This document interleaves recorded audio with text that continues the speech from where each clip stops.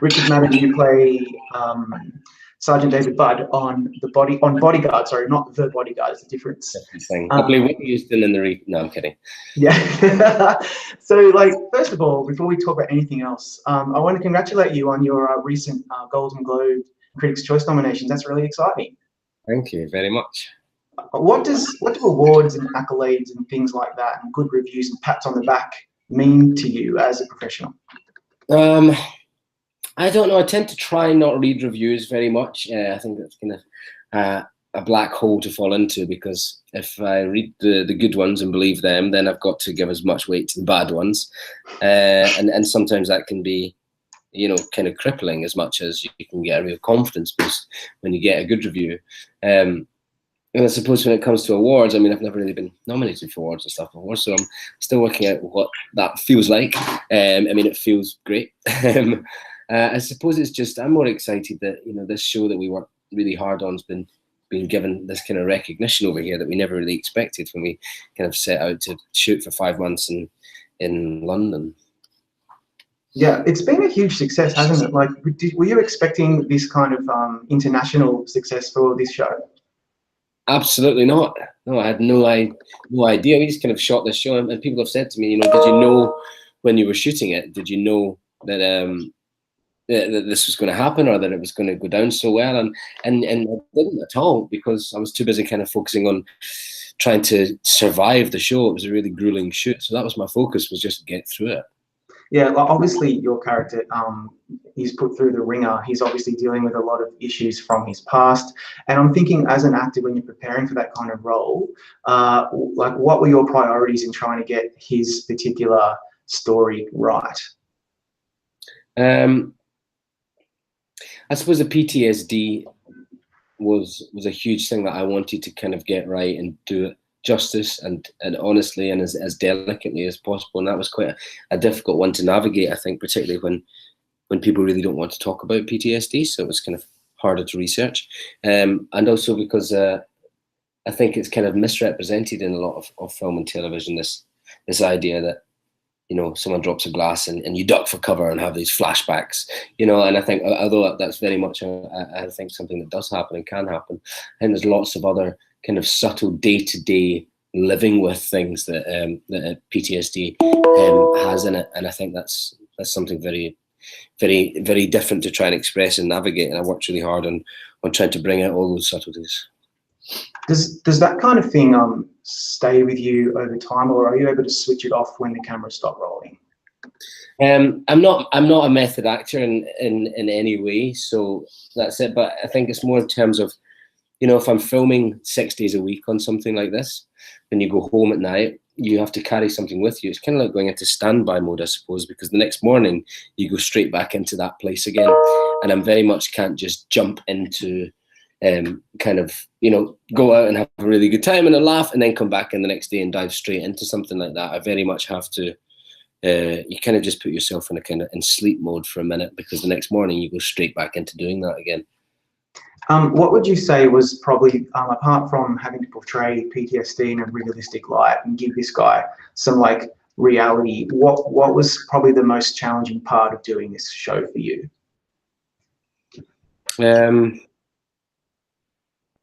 I think what I found really challenging was, you know, I've led shows before, but this is slightly different because it's completely single character perspective. You're kind of constantly on this guy, and so I didn't get any breaks in that way. You kind of don't get time to recover from one thing to the next, which kind of works for the character, because he doesn't get time to kind of recover ever. I'm so sorry about these noises. He doesn't get time to kind of recover from those anxieties and kind of neither did I. So that was just a constant thing for those months, that you're kind of constantly plowing away. And, you know, as you know, the show is not a comedy, so there's not a lot of laughs, and I think that's something that really kind of gets to you as well. My favorite part of the show is how every single time I thought that I had it kind of worked out, because I'm, you know, like, yeah, I've got this, I've totally got it, it would just completely twist again, over and over again, even right to the end. And did you find that was your reaction when you first read the script? Yeah, that's what I loved about it. That's what I loved really playing with as an actor, was kind of is playing with the audience and kind of very much knowing that I was playing with the audience, this kind of moral ambiguity that he has and that a lot of the characters have, this grey zone they operate in, that we don't know what their motives are, and that their motives change. And I kind of loved playing that, and until to the point that I waited as long as I could until I read episode 6.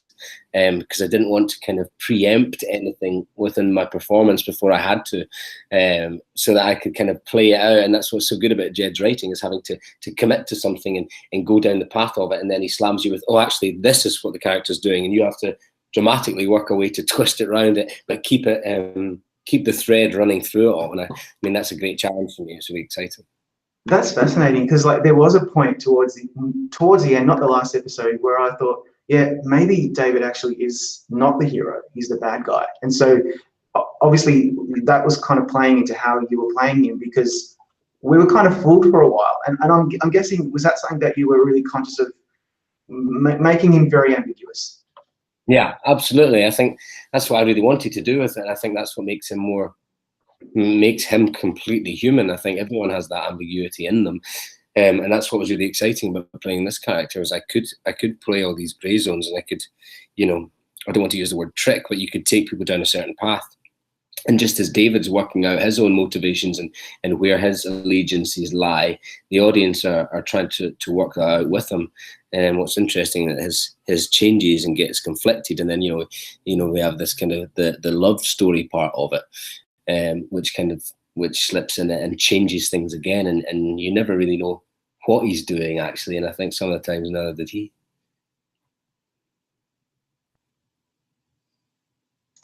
Yeah, sorry, we just lost you for a second there. The one thing that I really loved as well was, Keely she's one of the main characters. She plays one of the main characters. She's the person that your character is obviously guarding, and then like without even any warning, she's gone. And so it wasn't.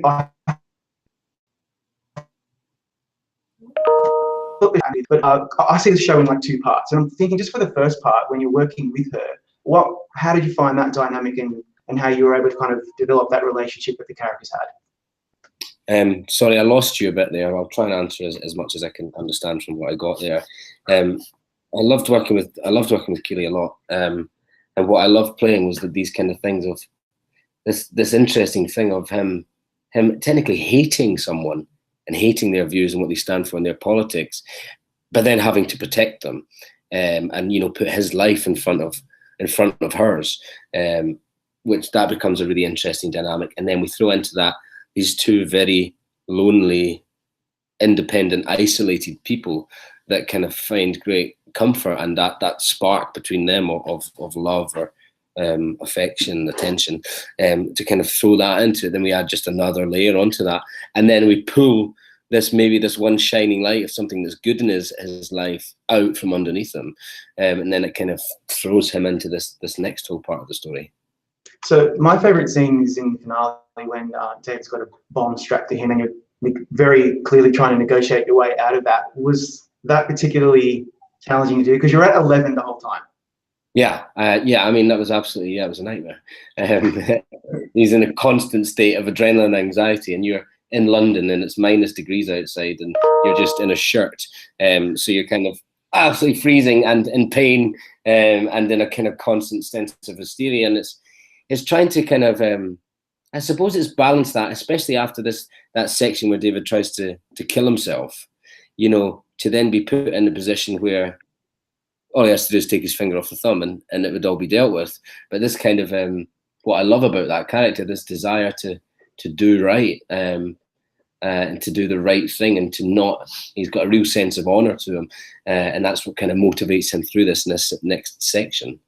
But yeah, I mean, that was a tough month. Yeah, I can imagine it would have been. It didn't look easy at all. So now that you're playing this very really interesting character that people are really kind of gravitating towards, and the show's a huge success, are you finding that when you're dealing with people on the street, that they're not just wanting to talk to you about Rob Stark, they want to talk to you about this guy too? Yeah, that's what's I find quite remarkable. It's very different. I'm used to kind of Rob Stark for all these years, which is brilliant, and I love that because I'm such a big fan of the show still. But there's something really nice about this kind of the range of people that have watched this. You know, I can have a 70-year-old man or a 16-year-old girl talk to me in the street about Bodyguard, and that's really exciting. Or have people talk to me and say, you know, father and son, that they've sat and watched it together. And I mean, Game of Thrones, you might not want to watch as a family, but Bodyguard, you kind of, some people can actually, you know, if their ages are right, and that's kind of been something really different and really exciting. It's just, yeah, it's really nice for me to kind of be moving out of this playing sons and princes and more into kind of fathers, and a very different kind of area for me, acting wise. Yeah. So what was your favorite or most fondest memory from your time on Game of Thrones? Oh, there's lots of fond memories. I think my favorite things I've taken away from it is the kind of great friends that I've still got on. I'm still very, you know, close with Ket and Michelle Fairley, who every day I loved acting with every single day. It was a joy to kind of go in and act with her, and some of the brilliant directors that I was lucky enough to, you know, work with in season 1, and they come back in season 2 and they do an episode in season 3. So it was just a real family thing, and I loved that. I very much loved that. And so for season 2, Bodyguard, is that locked in yet? What's going on there? We're talking about lots of different things. Me and Jed are very keen to work with each other again. Obviously, this is just, you know, we've only just finished this season really, and we're still kind of dealing with all the stuff that's coming from that. So we're talking about what to do about another season. So that's very much possibility. We'll see how things go. That's awesome. Really looking forward to that. Richard, good luck at all these award shows. Hopefully you'll get to take home some hardware in the next couple of months. Thank you very much.